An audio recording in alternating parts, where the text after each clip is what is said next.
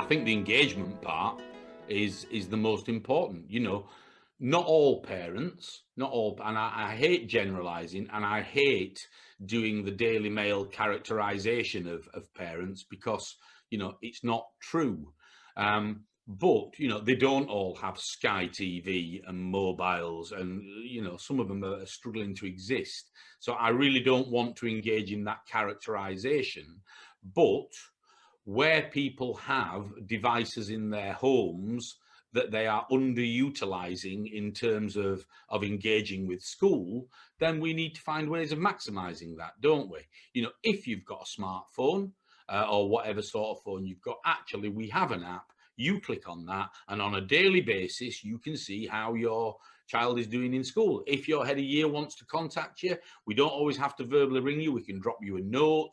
Teachers can drop you a note. And you know what? If they've done something particularly spectacular, we can actually take a photograph of it or do a video of it and send you that as well. So you don't have to wait once a year for parents' evening and then have to deal with that occasional phone call where somebody rings you up to complain about behaviour or what your child hasn't turned up at school. You can have a more regular communication and engagement with parents that at the minute is really difficult.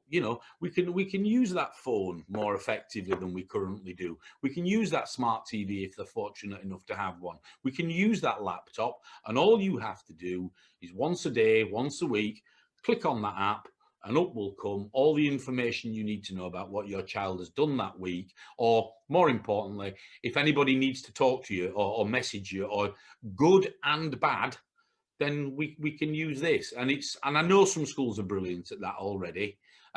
We're not. We're trying to develop that and look at not only how we can engage learners, but how we can engage communities and parents as well. My expectation is that it just improves the quality and the tone of the communication that you have when you are communicating with parents, and it gives parents a better view of what their child is actually doing at school. Can you imagine what it must be like being that parent who goes to parents' evenings to be told your son or daughter is underachieving all the time, or that they're not engaging, they're not doing anything? And actually, do you know what? You don't support us, you never communicate with school, we don't hear from you, you've got to work with us, blah, blah. What it's like, I know it's like being a teacher who's having to deal with that kid who won't engage. It's hard. But can you imagine what it must be like to be that parent?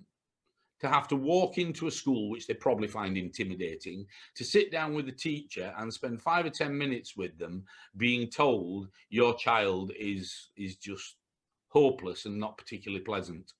And what are you going to do about it? It's whilst it might have a lot to do with the parenting skills of the person in front of you, it really must be, you must dread it, and you can understand why people stop coming, can't you?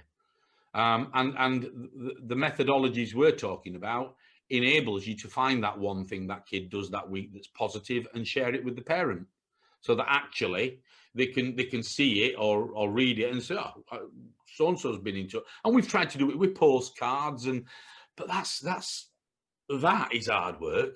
Well, I teach 400 kids a week. I can't be writing postcards every week, sending them, I just can't be doing it. But if you've got something where at the end of a lesson or at the end of the day, you can type into that kids and just send it to parents and say, really pleased with what they've done, that's going to be a good thing, I would have thought. And again, we're at the start of, and I know there are schools that do this brilliantly, and we're at the start of this really, but that's got to be a good thing.